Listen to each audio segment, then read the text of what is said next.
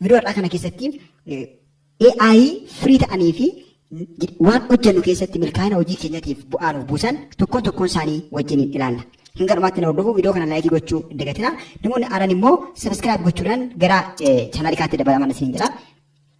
Maal jettanii AI yeroo kanatti namoota hedduutu itti gargaaramaa jira. Warri beekumsa isaa hubannaa isaa horatan ittiin maallaqa hedduu jenereetii gochaa ittiin jireenya isaanii fooyyeffachaa kan jiran yoo ta'u, warri hin beekne immoo callisanii waan hojjetaniif mataa dhukkubsataa jiraatu. Viidiyoo kanaan boodatti waan hojii keessanii kontentii adda addaa qopheessuu, riisarchii adda addaa hojjechuu, barattoonni assaamintii hojjechuudhaaf, gaafii hojjechuudhaaf, waan qo'atan immoo akka gaariitti understand gochuudhaaf, hubachuudhaaf waan mataa isin dhukkubsu takka illee hin jiru. Kun isiniif salphata. Akkasumas wantoota free ta'an AI free ta'an paid warra hin taane warra kanfaltiin barbaanne warra jiran akkamitti akka fayyadamtan sitti agarsiisa. Yeroo amma keessa jiru kana keessatti akka biyya keenyatti AI free ta'an hedduu gahaadha nuyiif itti hojjenne taanaan gahaadha waan barbaanne irraa hojjechuu dandeenya. Kanaaf kallattumaan gara isaatti waliin dabarru. AI kun hedduu kan nama dhibu yeroo ammaa kanatti waan dadhabee yookiin nuffe hin jenne sa'aatii 24 guutuu waan barbaanne karaa barbaanneen ajajnee waan barbaanne ittiin jenereetii gochuu dandeenyudha. Yoo barbaanne kitaabota garaagaraa, yoo barbaanne viidiyoo garaagaraa, yoo barbaanne immoo suuraa garaagaraa waan barbaanne hojjechuu dandeenya. Kun barsiisotaafis akkasumas barattootaaf akkasumas namoota hojii biizinasii hojjetaniif akkasumas riisarcharoota garaagaraatiifis hedduu ni fayyada jedheetan yaada. Akkuma fayyadamus immoo qabatamaatti argaa jira jechuu barbaadatan. Kanaaf akka yeroo durii yookiin akka siistama duraa sana amma yeroon qayyabadhunaaf galuu didee hubachuu dadhabee waan inni jedhu hin barree egzaambiliin asirra jiru kun naaf hin galle jechuun dogoggora guddaadha. Sababiin isaa AI'n amma jiran hanga kweeshinii fi kitaabota nuti irraa barannu yookiin soorsii nuti irraa barnoota fudhannu hanga fuudhanii samaraayis nu godhanitti hanga gaafii isaa nu hojjetanitti kan ga'anidha. Kanaaf hedduu meen poointii warra ta'e warreen barbaachisaa ta'ee fi akkataatti fayyadama isaatiin isinitti agarsiisa. Hanga dhumaatti na duukaa bu'uun dhagatina.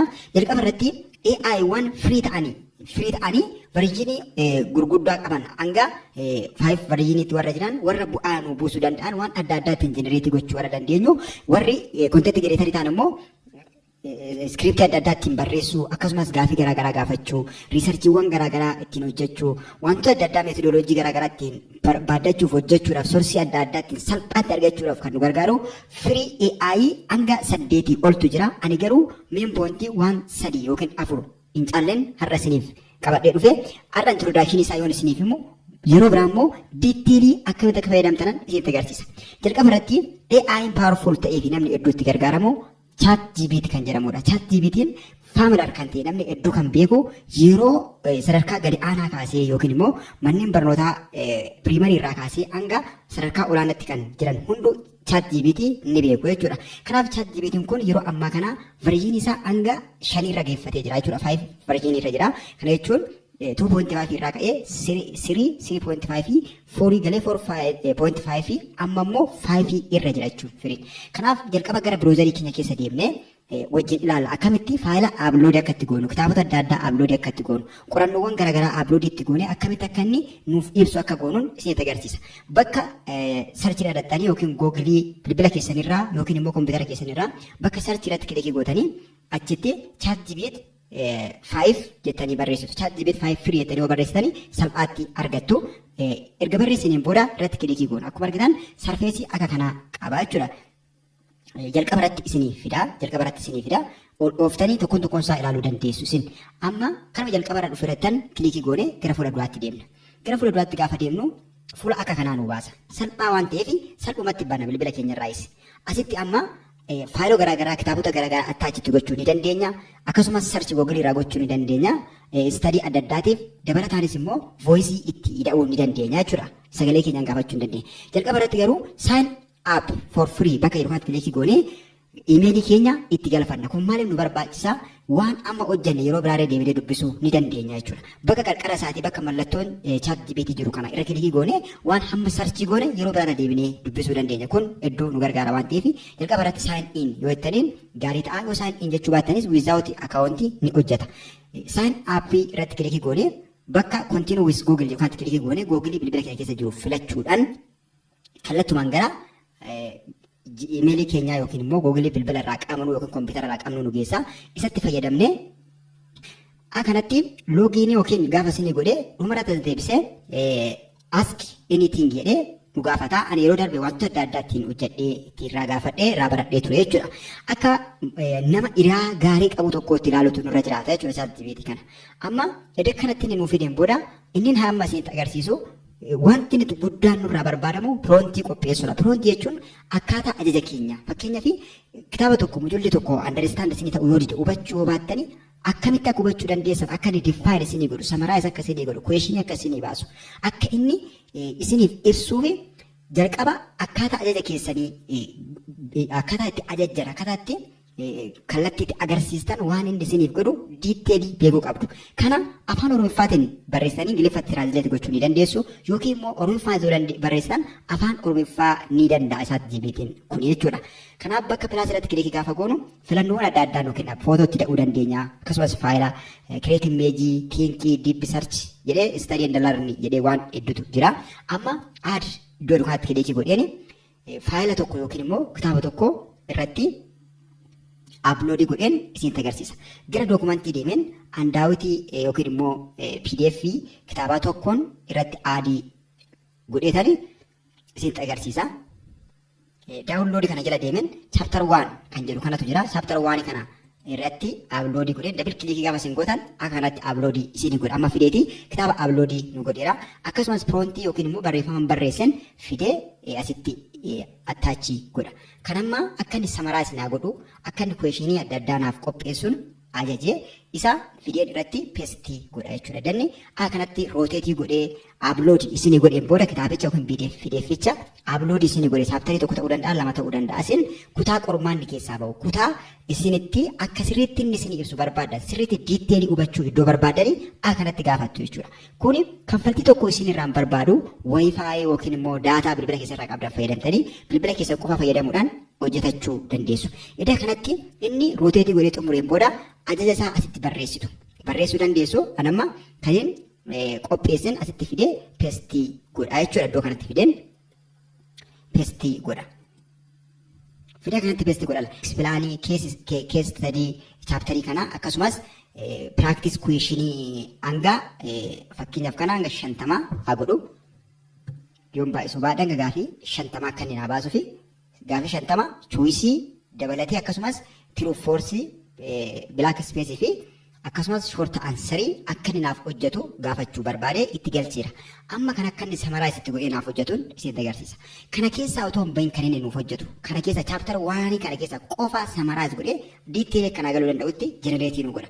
Amma kanaan booda bakka kana dhufneeti irratti okay goona. Yeroo muraasa qofa eegganna.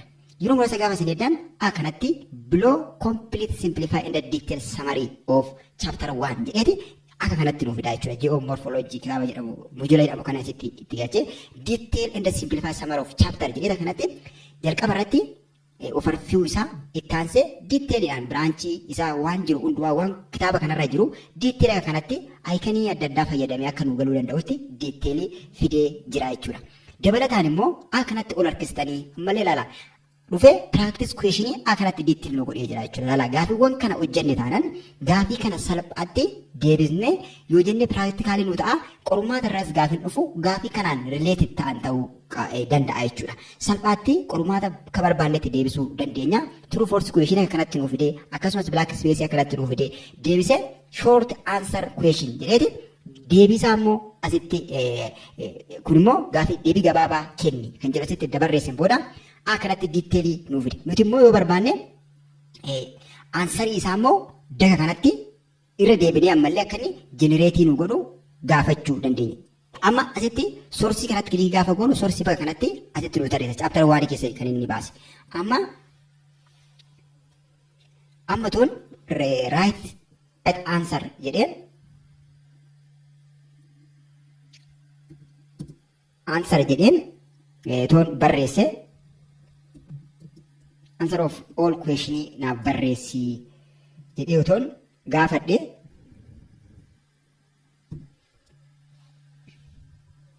answer of all question na barreessidhe asitti otoon gaafadhe akkatti na barreessu laala. Amma gaafiin jira gaafiin hundiyyuu dhufee jira. Amma immoo itti dabalee akka inni deebisaas na barreessuun asitti gaafadhee jira. Deebiin answeriin multiple choice akka kana ta'a jechuudha. Look, akka kana ta'a jechuudha. Akkanatti deebisee jira jechuudha. Asii dhuma irratti akka inni nuuf kaa'u gochuu keenya. True force'n deebinsaa akka kana ta'a. Sababii isaa wajjiniin akka jirutti. Force jedhee maaf akka force jedhe. Akkasumas black space'n akka kanatti deebinsaa asitti jira. Short answer isa kanatti define godhee nuuf kaa'ee jira jechuudha. Kun baay'ee ajaa'iba kan ta'ee fi salphaatti hubachuu kan dandeenyudha. Akka kanatti gargaaramna. Kun chat GPT yookiin jalqabaati. Akka kanatti itti fayyadama. Viidiyoo kana deebi'aa ilaalaa gaafii keessa komentii irratti barreessaa. Amma gara isaa lammaffaatti waliin dabarru. Inni lammaffaa fi hedduu barbaachisaa ta'ee fi hedduu namoota hedduu fayyadu ChatGPT'n yookiin immoo AI tuuliin AI lammaffaa irratti nuti wajjin laalluu fi akkasumas faayidaa hedduu qabu. Akkuma ChatGPT kana faayidaa hedduu qabu notebook LM kan jedhamutu jira. Notebook LM jennee isallee gara Google deemneti waliin ilaalla. Gara notebook LM AI dha. Notebook LM jennee ammallee gara Google deemnee barreessina. Inni immoo riisarchiiwwan garaagaraa hojjechuudhaaf namoota riisarcheroota taatanii fi riisarchii garaagaraa hojjechuudhaaf akkasumas kuweeshinarii garaagaraa ittiin qopheessuudhaaf barattoonni assaayimentii adda addaa ittiin hojjechuudhaaf faayiloota PDF, imeejii, aadiyoo adda addaa ittiin aadii goone akkuma isa kanaatti kan nu fayyadu firii tuursii kan ta'e yookiin immoo AI firii ta'ee fi hedduu nu fayyadudha. Gara Google akkuma deemneen notebook LM jennee barreessina. Notebook LM.com jennee barreessuu dandeenya yookiin AI jechuu barreessuu dandeenya. Jennee gaafa barreessu yookiin AI more AI jennee yoo barreessine hedduu gaariidha. Notebook LM AI hin jira jechuudha. Notebook LM AI jennee kanatti yoo barreessine kunoo kan argaa jirtan kanaadha. Weebii akkatti nuuf fide gara kilikii goonee ammallee gara fuula duraatti deemna. Innis akkuma kanaa hedduu nu fayyada. Firii waan ta'eef baay'ee salphaadha. Inni akka kanatti isinii fide ammallee isa kanas loogiinii yoo goone hedduu filatamaadha hunduma caalaa jechuudha. Sababiin isaa waan irratti hojjenne akka nuti akka seefii nuuf ta'u waan nu taasisuuf nu fayyada kunillee jechuudha. Deemaa jechuudha gaafa nuti kireetinii irratti kilikii goone. Amma upload source jedha. Source asitti upload godhe jedha. Amma source ammaa kana irratti upload godha. Source sanaan upload irratti godha jechuudha. Kanuma ammaa sana download jedhannee chapter 1 irratti upload godhe. Gaafa irratti upload godhu akka kanatti starting typing jedhee jira jechuudha kanatti. Amma asitti upload godheera.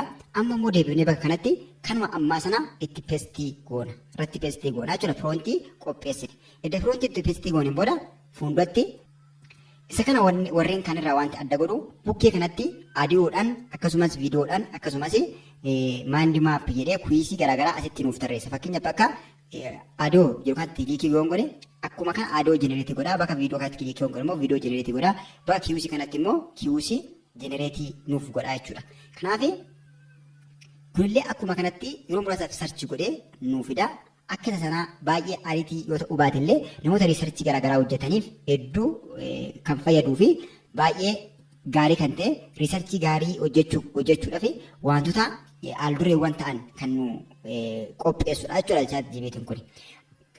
Isa kana haala neetworkii keessanii ilaallattanii neetworkiin keessan baay'ee gaarii yoo ta'e ChatGPT yookiin immoo haala neetworkii keessanii ilaallattanii neetworkiin keessan gaarii yoo ta'e notebook LM.AI kana salphaatti fayyadamuu dandeessuun isiniin jedha.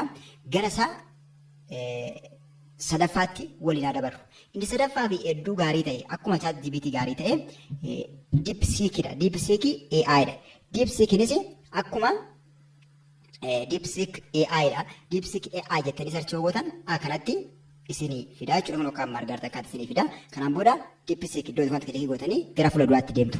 Gara fuula duraatti deemtanii kanatti isinii baasa. Laanguujii gubbaa kanarraa laanguujii garaagaraa kaa'uu danda'a. Bakka Ingilish jettu kanatti kilikii gootanii Ingiliffarra kaawwattu. Kanaan booda Start Now iddoo jettu kanatti kilikii goona. Start Now irratti kilikii goonee gara keessaa seenna jechuudha. Amma sadan isaanii ChatGPT'n akkasumas notebook LM'n dabalatee DeepSeek'n kun sadan isaanii wal fakkaatu akkaataa tokkoon hojjetu jechuudha. Kanatti danni isinii fideen booda login with Google iddoo kanatti kilikii gootanii gara keessaa seentu jechuudha. DeepSeek'n kunis baay'ee gaarii fi sirriitti namni hedduu kan beekudha. Garuu akkanatti faalotatti upload goonee akka fayyadamnu tarii namni hedduun dagachuu danda'a. Garuu kitaabota adda addaatti erginee samarii akka nu barreessu gaafii akka nuuf hojjetu gochuu dandeenya jechuudha. Iddoo log in with Google jedhu kanatti kilikii goonee gara keessaa seennee Google yookiin immoo emailii keenyatti galchina. Kunillee numa nu fayyada guyyaa biraa akkatti gargaaramnuuf nu gargaara jechuudha. Xiqqoo sarchii godhee yookiin immoo xiqqoo barbaadee emailii bilbila irraa qabnu nuuf fida. Emailicha gaafa nuuf fidu emailii sana filannee gara keessaa seennaa jechuudha. Without akka isaan kaanii without emailiin hojjechuu dhiisuu danda'a DeepSeekiin kuni. Kanaaf yeroo muraasaaf rooteetii godhee akka kanatti nuuf fida. Jalqaba garuu roobootii ta'uu fi kaan ta'uu nama ta'uu isaa adda baasuudhaaf verifiikeeshinii akka kanatti isinii fida. Ofuma isaatii dikteekti godhee raayitii godha. Yoo inni immoo hin goone ta'ate mallattoo kamii akka isinii fide mallattoo wal fakkaataa kilikii gochuudhaan yookiin immoo tokko ofuma isaatii verifaayi godhee raayitii godhee gara fuulatti aanutti isin dabarsa waan tokko rakkoo hin qabu. Isin garuu obsa godhattanii yeroo muraasaaf hedduu booda garuu isin baree irra deddeebitanii bilbila keessanitti fayyadamtan taanaan kompiitara keessan faana wal barsiistan taanaan waanuma takka illee rakkoo takka hin qabu akka gaariitti isiniif hojjeta. Kanatti verification is successful jedhee jira. Iddoo akka kanaa godheen booda imeelii bilbila irraa qabnu keessaa tokkosaa filannee gara keessaa seennaa jechuudha. Gara keessaa seenna continue iddoo jedhu kanatti kilikii goone continue iddoo kilikii goone gara fuula duraatti deemnaa jechuudha. Gara fuula duraatti gaafa deemne imeelicha filatee amma dhufe asitti waan nuti gochuu barbaannu nutti hima jechuudha. Kanaaf kunillee akkuma sanaati amma DeepSeekiin jedhee sarchi jedha. Sarchi kan jettu kana Google irra sarchi gochuu yoo barbaanne yookiin immoo bakka kanatti barreeffama garaagaraa tekstii garaagaraa upload itti gochuu yoo barbaanne kana fayyadamna jechuudha. Ammas iddoo kanatti kilikii godheeni gara biroozarii yookiin immoo gara fooldara kiyyaa deemeen faayilaan itti upload gochuu barbaade fideen upload godheen isin agarsiisa yoo connection sirriitti naaf hojjeta ta'ate isin garuu diiteelii ilaala. Amma fidee upload godhee jira. Kanaaf asitti rooteetii gochaa jira jechuudha chaaptarii sana. Ammallee piroontiin qopheeffadheen asitti barreessa jechuudha. Amma isin barreessuu dandeessu. Taayimii keenya hanga tokko nuuf qusata waan hin jedheefan lafatti barreessee qopheeffadhee kaawwadhe malee amma irratti barreeffachuu dandeenya. Iddoo kanatti upload itti gootaniin booda piroontii keessan yookiin immoo barreeffama qopheessaa asitti fidanii barreessitu. Kanaan booda gaafanni loodii godheen nuuf xumuru yookiin irratti fidee chaaptarii sana fidee nuuf xumuru kanaan booda seendii gochuu qofaadha erguu qofaadha jechuudha. Kuni chaaptarii kana guutuu samaraayiz nu godha jechuudha. Akka gaariitti samaraayiz nu godha akkaataa nuti gaafannetti. As keessatti wanti meen poontii ta'e kan nuti ittiin gaafannu kanaadha jechuudha. Kan nuti ittiin gaafannu kanaadha jechuudha. Amma akka hin baay'anneef irraa haa hir'isu. Otumaan kuyeeshinii 30 godhee 30 godhee kuyeeshinii 30 godhee asitti amma with answer jechuun hin barbaachisu. Maaliif seetanii aansarii faana yoo ta'e shamadda dunurkaa ta'a. Garuu amma dursa gaafii gaafattanii dursa gaafii erga gaafattaniin booda 50 irra kaa'ee gaafii erga gaafattaniin booda yoo itti ergitan gaariidha. Yoo boodarra aansarii isaa dhumarra akka inni isiniif fidu ofii keessanii yaaltaniin booda akka inni dhumarra isiniif fidu yoo gootan hedduu filatamaadha akka kootti hedduu filatamaadha. Maaliif yoo waliin isiniif fide aansarii fi kuyeeshinii yoo isiniif fide shamdadaa isin harkaa ta'a.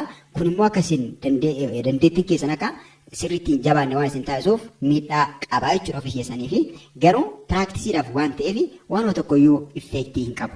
Sarchi iddoo kanatti itti gootanii danni akka kanatti upload godhee fudhateen booda kan isin itti fayyadamtan yoo konneeshiniin keessan sirrii ta'e jechuudha. Tarii konneeshiniin akka gaarii ta'uu dhiisuu danda'a.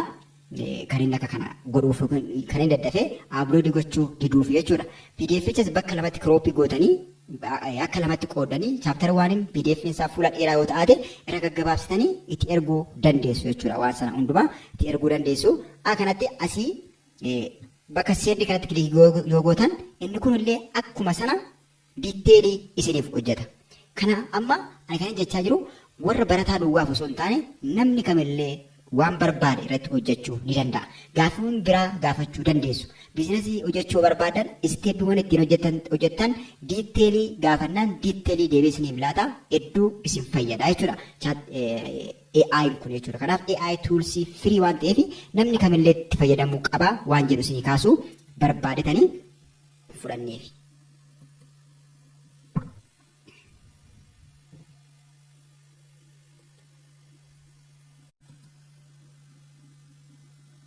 Iddoo akkana godheen booda bakka kanarra kilikii godheen seendii itti godha. Maaliif yeroo keenya waan fudhateefan akka kanatti koppii godhe isin garuu dandeessan faayilicha itti upload godha yoo upload gochuu baatanis amma jalqabarraa kaasee guutummaa isaa akka kanatti diiteelii nuuf hojjeta jechuudha. Hunduma isaa kanatti amma samaraayis gochaa jira akka salphaatti nu galuu danda'utti samaraayis gochaa jira jechuudha. Hanganni samaraayis godhee xumuruutti eegna kanaan booda shoortiiwwan inni shoortinootiiwwan inni barreesse kana shoortinootii isaa qabachuudhaan dubbisuudhaan kuweeshinii inni dhumarratti qopheessullee diiteelii ilaaluudhaan akkasumas fakkeenyaaf amma comprehensive practice question jedhee ka'ee kuweeshinii akka kanatti hojjetaa jira. Dhumarra garuu kuweeshinii kanaaf deebiisaa ni gaafannaa jechuudha. Deebiisaa ni gaafannaa. Deebiisaa adda gaafanneen booda hojjennee kaanee practice gochaa sirriitti hanga hubannaa keenyaa understanding keenya akka ol ka'u taasisuu dandeenya. Akka kanatti fayyadamaa yeroo keessan bakka garaagaraatti hin baasinaa yookiin immoo yeroo keessan hin balleessinaa. Chat GPT ta'ee DeepSeek ta'ee akkasumas notebook LM ta'ee fi kan fedhe haa ta'u isin faamilaan wajjin taatanii akka kanatti gaafattanii akka isin gaafattanitti kan isiniif hojjetuu fi soorsiiwwan garaagaraa akka gaariitti kan isiniif fidu waan ta'eef itti gargaaramaan isin jechuu barbaada. Kanaaf amma gara isa arfaffaa fi san xumura irratti isiniif qoodee asitti viidiyoo har'aa goolabuuf ka'utti waliin dabarru. Inni arfaffaanii isa kana hanga xumuraatti ofii keessan isin ilaala. Asitti agarsiisuudhaan dhufee namni kamillee kanatti jechuudha. Qorannoo garaagaraa warri hojjetan akkasumas barattoonni akkasumas barsiisonni garaagaraa waan barbaadan isin hojjechuu danda'a. Samaraayisii kana PDF dhaan isin qopheessuu danda'a. PDF naa qopheessitanii asitti yoo deebis ta'e yoo itti ergitanii jechuudha. Kanaaf nootbuukii niw taabii banneeti amma niw taabii bannee gara isaa arfaffaatti waliin dabarraa jechuudha. Inni arfaffaan you learn AI dha. You learn AI jenneeti barreessina.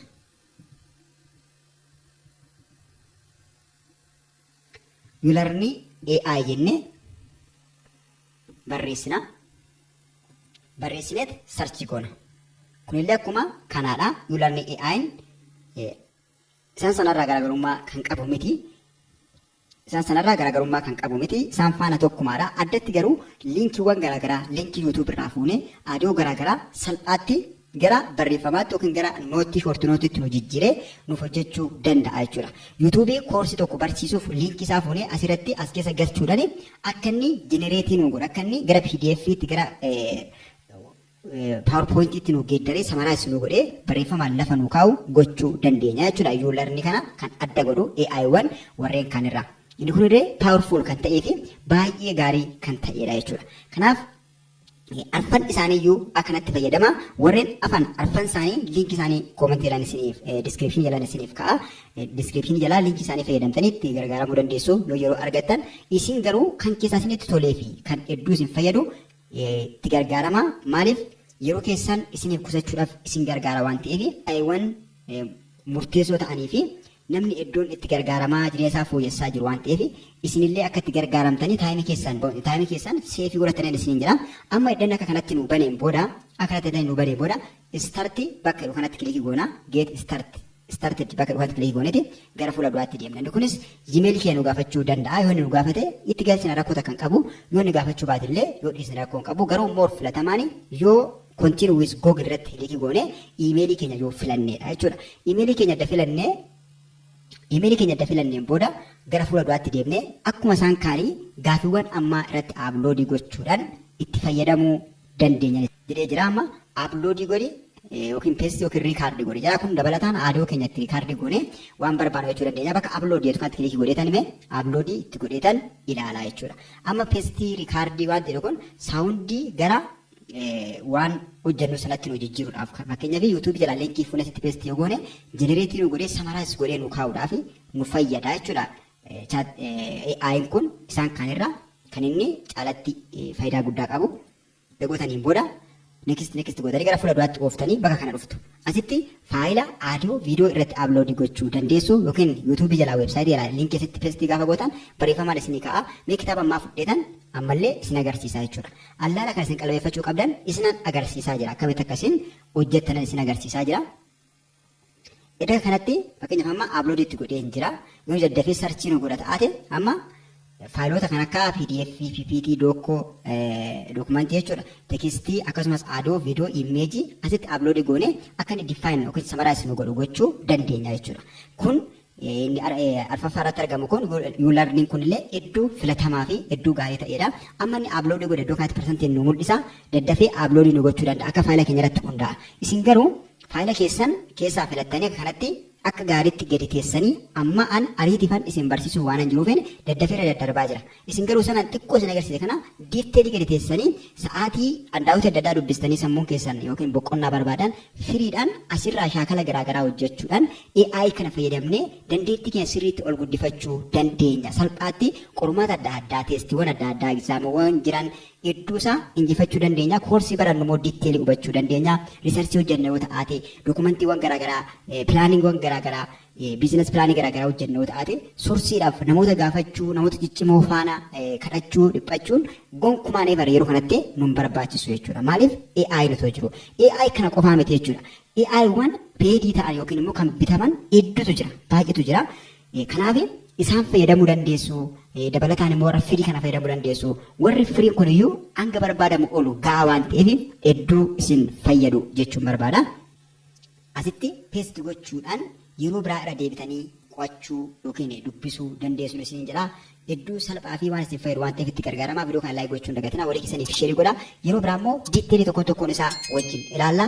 Yeroo gaarii naaf qabaadhaa nagaatti.